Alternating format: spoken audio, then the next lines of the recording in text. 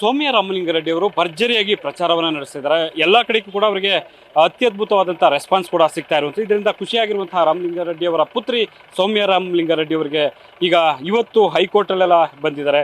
So ಹಾಗಾದ್ರೆ ಬನ್ನಿ ಹೇಗಿದೆ ರೆಸ್ಪಾನ್ಸು ಅನ್ನೋದು ತಿಳಿಯೋಣ.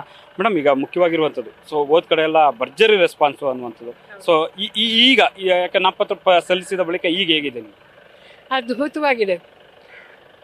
ಇಡೀ ಬೆಂಗಳೂರು ದಕ್ಷಿಣ ಕಾನ್ಸ್ಟಿಟ್ಯುವೆನ್ಸಿ ಓಡಾಡಿಕೊಂಡು ಬರ್ತಾ ಇದ್ದೀನಿ.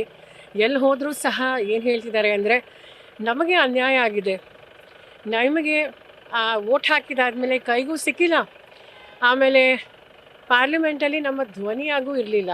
ಸೊ ಹಾಗಾಗಿ ನಾವು ನಿಮ್ಮನ್ನು ಒಬ್ಬ ಜನಪ್ರತಿನಿಧಿಯಾಗಿ ಇದೇ ಕ್ಷೇತ್ರದಲ್ಲಿ ಒಬ್ಬ MLA ಆಗಿ ಹೇಗೆ ನೀವು ಪ್ರಾಮಾಣಿಕವಾಗಿ ಕೆಲಸ ಮಾಡಿದ್ರಿ, ಕೋವಿಡ್ ಅಂತ ಕಷ್ಟ ಕಾಲದಲ್ಲೂ ಸಹ ನೀವು PPE ಕಿಟ್ ಹಾಕ್ಕೊಂಡು ಜನರಿಗೆ ಸೇವೆ ಮಾಡಿದ್ರಿ, ಆಮೇಲೆ ವಿಶೇಷವಾಗಿ ನೀವು ಹೋರಾಟ ಮಾಡ್ಕೊಂಡು ಬೆಳೆದಿದ್ದು, ಏನೇ ಸಮಸ್ಯೆಗಳಿದ್ರೂ ಸಹ ನೀವು ನಮ್ಮನ್ನು ಪ್ರತಿನಿಧಿಸ್ತೀರಿ.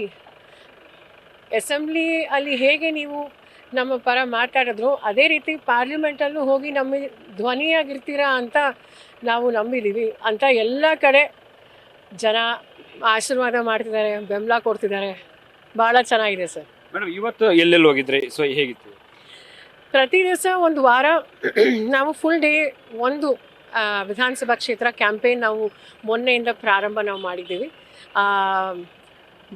ಬಸವನಗುಡಿ ಆಯಿತು, ನಿನ್ನೆ ಚಿಕ್ಕಪೇಟೆ ಆಯಿತು, ಇವತ್ತು BTM ಬೆಳಗ್ಗಿಂದ ಈಜಿಪುರ ಮುಗಿಸ್ಕೊಂಡು ಈಗ ಇಲ್ಲಿ ನಾವು ನಮ್ಮ ಹೈಕೋರ್ಟು ಎಲ್ಲ ನಮ್ಮ ವಕೀಲರನ್ನ ಎಲ್ಲರೂ ನಾವು ಇವತ್ತು ಭೇಟಿ ಮಾಡಿ ಈಗ ಇನ್ಫ್ಯಾಕ್ಟ್ ಸಿವಿಲ್ ಕೋರ್ಟಿಗೂ ನಾವು ಹೋಗ್ತಾ ಇದ್ದೀವಿ.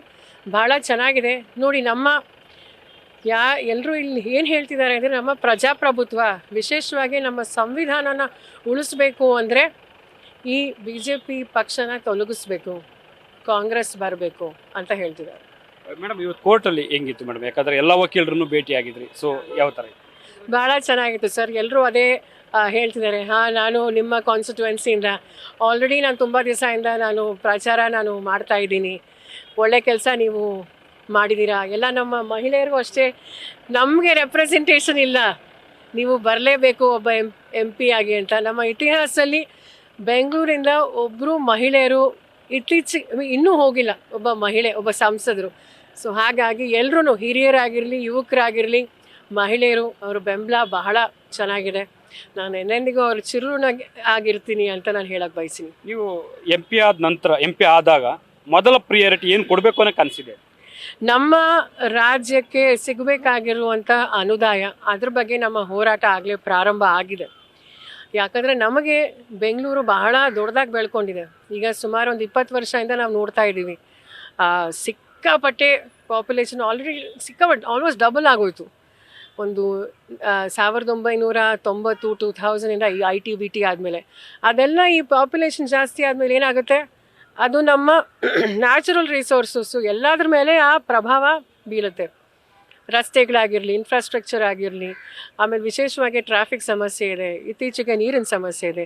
ಸೊ ಹಾಗಾಗಿ ಹಿಂದೆ ನಮ್ಮ ನಾಡಪ್ರಭು ಕೆಂಪೇಗೌಡರು ಮುಂದಾಲೋಚನೆ ಇಟ್ಕೊಂಡು ನಮ್ಮ ನಗರನ ಕಟ್ಟಿದ್ರು 500 ವರ್ಷ ಹಿಂದೆ. ಪೇಟೆಗಳಿರ್ಬೋದು, ಮತ್ತು ಕೆರೆ ಕಟ್ಟೆಗಳಿರ್ಬೋದು, ಹೇಗೆ ಅದನ್ನು ನಮ್ಮ ಮುಂದೆ ಹೇಗಿರಬೇಕು ಅಂತ. ಆದರೆ ಎಲ್ಲೋ ಒಂದು ಕಡೆ ಇಷ್ಟು ದೊಡ್ಡದಾಗಿ ಬೆಳೆಯುತ್ತೆ ಅಂತ ಆಲೋಚನೆ ಮಾಡಲಿಲ್ಲ. ಸೊ ಹಾಗಾಗಿ ನಾವು ಈಗ ನಮ್ಮ ಮುಂದಿನ ಪೀಳಿಗೆ, ನಮ್ಮ ಮಕ್ಕಳು ಮೊಮ್ಮಕ್ಕಳಿಗೆ ಒಂದು ಚೆನ್ನಾಗಿರೋ ಒಂದು ಬೆಂಗಳೂರು, ನಮ್ಮ ರಾಜ್ಯ ನಾವು ಮತ್ತೊಮ್ಮೆ ಈಗ ಕಟ್ಟಬೇಕು. ನಮ್ಮ ಹಿರಿಯರಾದಂಥ ನಮ್ಮ DK Shivakumar sir Bengaluru development minister ಆಗಿ ಬ್ರ್ಯಾಂಡ್ ಬೆಂಗಳೂರು ಅಂತ ಒಂದು ಅಭಿಯಾನ ಪ್ರಾರಂಭ ಮಾಡಿದ್ದಾರೆ. ನಮ್ಮ ಬೆಂಗಳೂರು ಆ್ಯಕ್ಷನ್ ಕ್ಲೈಮೇಟ್ ಚೇಂಜ್ ಸಹ ಇದೆ. ಸೊ ನೋಡಿ, ನಮ್ಮ ಕುಡಿಯೋ ಗಾಳಿ, ವಾತಾವರಣ ಚೆನ್ನಾಗಿರೋ ನಾವು ಚೆನ್ನಾಗಿರ್ತೀವಿ. ಸೊ ಹಾಗಾಗಿ having growth with sustainable growth and inclusive growth, ಸರ್ವಜನಾಂಗದ ಶಾಂತಿಯ ತೋಟ. ನಿಮ್ಮ ತಂದೆ ಹಿಟ್ಟು ಕಷ್ಟ ಸಾಧ್ಯ ಆಗೋದಿಲ್ಲ ಈ ಕ್ಷೇತ್ರದಲ್ಲಿ, ತುಂಬ ಫೈಟ್ ಕೊಡೋ ಅನ್ನೋ ರೀತಿಯಲ್ಲಿ ಏನು ಇಲ್ಲ ಅನ್ಕೋದು ಇದೆಯಾ ಆ ಥರ ವಾತಾವರಣ? ನೋಡಿ ಸರ್, ಜನ ವ್ಯಕ್ತಿ ನೋಡ್ತಾರೆ, ಜನ ಪಕ್ಷ ನೋಡ್ತಾರೆ. ಈಗ 10 ವರ್ಷದಿಂದ BJPನ ನೋಡ್ಕೊಂಡು ಬಂದಿದ್ದಾರೆ. ಅಚ್ಚೇ ದಿನ ಬರುತ್ತೆ ಅಂತ ಹೇಳಿ ಜನರಿಗೆ ಆ ಸುಳ್ಳು ಭರವಸೆ, ಬರೀ ಈ ಪ್ರಚಾರನೇ ಆಗೋಯ್ತು. ಗ್ರೌಂಡಲ್ಲಿ ಕೆಲಸ ಇಲ್ಲ. 2 ಕೋಟಿ ಕೆಲಸ ಸೃಷ್ಟಿ ಮಾಡ್ತೀನಿ ಅಂದರು, ಆಗಲಿಲ್ಲ. ಯುವಕರಿಗೆ ಬೇಟಿ ಬಚಾವ್ ಬೇಟಿ ಪಡಾವ್ ಅಂತ ಹೇಳಿದ್ರು, ಅದು ಸಹ ಬರೀ ಪಬ್ಲಿಸಿಟಿಗೆ ಯೂಸ್ ಮಾಡೋದು ದುಡ್ಡು. ರೈತರಿಗೆ MSP ಡಬಲ್ ಮಾಡ್ತೀನಿ ಅಂತ ಹೇಳಿದ್ರು, ಅದು ಸಹ ಆಗಿಲ್ಲ. ಇಡೀ ರಾಜ್ಯದಲ್ಲಿ ಮಹಿಳೆಯರಾಗಿರಲಿ ಯುವಕರಾಗಿರಲಿ ಎಲ್ಲರೂ ಬೇಸರ ಆಗಿದೆ. ಈಗ ಒಂದು ಬದಲಾವಣೆಯ ಅಲೆ ಇದೆ. ನಮ್ಮ ಬೆಂಗಳೂರು ದಕ್ಷಿಣನೇ ಅಲ್ಲ, ಇಡೀ ರಾಜ್ಯದಲ್ಲಿದೆ. ಅದು ವಿಶೇಷವಾಗಿ ನಮ್ಮ ಕಾಂಗ್ರೆಸ್ ಸರ್ಕಾರ ಹಿಂದೆ 2013ರಲ್ಲಿರ್ಬೋದು, ನಮ್ಮ ಸಿದ್ದರಾಮಯ್ಯ ಸರ್ ಅವರು ಮುಖ್ಯಮಂತ್ರಿಗಳಾಗಿದ್ದಾಗ ಅನೇಕ ಯೋಜನೆಗಳು, ಅಭಿವೃದ್ಧಿ ಕೆಲಸ ನಾವು ಮಾಡಿದ್ವಿ. ಈಗಲೂ ಸಹ 10 ವರ್ಷ ಈ BJP ಕೇಂದ್ರದಲ್ಲಿ ಸರ್ಕಾರ ಮಾಡೋಕ್ಕಾಗಲಿ, ನಾವು 10 ತಿಂಗಳ ನಾವು ಮಾಡಿ ತೋರಿಸಿದ್ದೀವಿ. ಸೊ ನಮ್ಮ ಮೇಲೆ ಭರವಸೆ ಇದೆ, ನಮ್ಮ ಶಾಸಕರ ಮೇಲೆ, ನಮ್ಮ ಸರ್ಕಾರದ ಮೇಲೆ, ನಮ್ಮ ಪಕ್ಷದ ಮೇಲೆ, ನಮ್ಮ ಅಭ್ಯರ್ಥಿಗಳ ಮೇಲೆ ವಿಶ್ವಾಸ ಇದೆ. ಮೇಡಮ್, ಕೊನೆಯದಾಗಿ ಕುಮಾರಸ್ವಾಮಿ ಅವರು ಒಂದು ಗ್ಯಾರಂಟಿ ಯೋಜನೆಗಳಿಗೆ ಸಂಬಂಧಪಟ್ಟ ಒಂದು ಹೇಳಿಕೆ ಕೊಟ್ಟಿದ್ದಾರೆ ಮಹಿಳೆಯರ ಕುರಿತಾಗಿ ಅಂತ, ಏನು ಹೇಳ್ತಾರೆ? ಆ ರೀತಿ ಹೇಳೋದು ಎಲ್ಲೋ ಒಂದು ಕಡೆ ಅದು ಸರಿ ಇಲ್ಲ ಸರ್. ಯಾಕಂದರೆ ನೋಡಿ, ಮಹಿಳೆಯರು ನಾವು ಎಲ್ಲಿ ಹೋದ್ರೂ ವಿಶೇಷವಾಗಿ ಬಡವರು ಅವ್ರಿಗೆ ತುಂಬ ಉಪಯೋಗ ಆಗಿದೆ. ಒಬ್ಬ ಮಹಿಳೆಗೆ, ಪ್ರತಿಯೊಬ್ಬ ಮಹಿಳೆ ತನ್ನ ಕಾಲ ಮೇಲೆ ನಿಂತ್ಕೋಬೇಕು ಅಂತ ಆ 2,000 ರೂಪಾಯಿ ನಿಜವಾಗ್ಲೂ ಎಷ್ಟು ಯೂಸ್ ಆಗಿದೆ ಅಂದರೆ, ಆಕೆ ಫ್ರೀಯಲ್ಲಿ ಬಸ್ಸಲ್ಲಿ ಓಡಾಡ್ಬೋದು. ಒಬ್ಬ ಪೌರ ಕಾರ್ಮಿಕ ಮಹಿಳೆ 4-5 ಕಿಲೋಮೀಟ್ರ್ ನಡ್ಕೊಂಡು ಹೋಗ್ತಾ ಇದ್ದವಳು ಈಗ ಬಸ್ಸಲ್ಲಿ ಓಡಾಡ್ತಿದ್ದಾಳೆ. ಗಾರ್ಮೆಂಟ್ಸಲ್ಲಿ ಕೆಲಸ ಮಾಡೋ ಮಹಿಳೆ 10,000 ರೂಪಾಯಿ ಸಂಬಳ. ಪಾಪ ಹಣ ಉಳ್ಸೋಕ್ಕೆ ಈಗ ಉಳ್ಸೋಕ್ಕಾಗ್ತಿದೆ. ಮೊನ್ನೆ ನೋಡಿ, ನಾವು ಒಬ್ಬ ಟಾಪರು ವಿಜಯಪುರದಲ್ಲಿ ವೇದಾಂತ್ ಅಂತ ಹುಡುಗ ಗೃಹಲಕ್ಷ್ಮಿ ಯೋಜನೆಯಿಂದನೇ ಅವ್ರ ತಾಯಿ ದುಡ್ಡಿಂದ ಕಟ್ಟಿದ್ದು ಅಂತ ಹೇಳ್ತಾನೆ.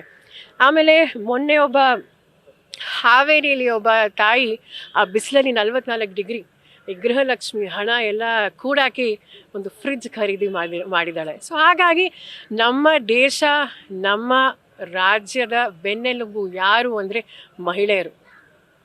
Thank you. ಇದಿಷ್ಟು ಕೂಡ ಬೆಂಗಳೂರು ದಕ್ಷಿಣ ಲೋಕಸಭಾ ಕ್ಷೇತ್ರದ ಕಾಂಗ್ರೆಸ್ ಅಭ್ಯರ್ಥಿಯಾಗಿರುವಂತಹ ಸೌಮ್ಯ ರಾಮಲಿಂಗಾರೆಡ್ಡಿ ಅವರ ಸ್ಪಷ್ಟವಾದ ಮಾತುಗಳು. ಕ್ಯಾಮರಾ ಪರ್ಸನ್ ರಘು ಜೊತೆ Harish Kakol, news first, Bengaluru. News first ನಿರ್ಭೀತಿಯಿಂದ ನಿಮ್ಮ ಪರವಾಗಿ.